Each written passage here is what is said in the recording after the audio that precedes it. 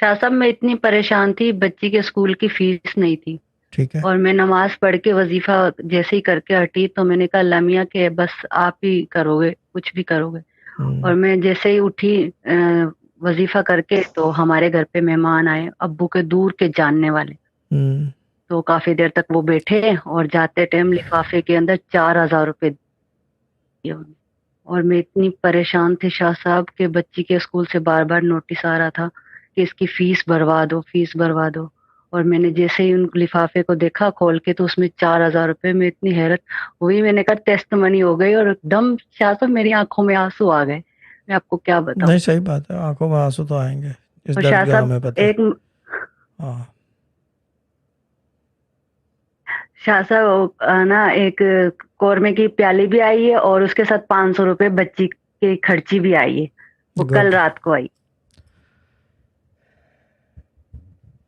Good.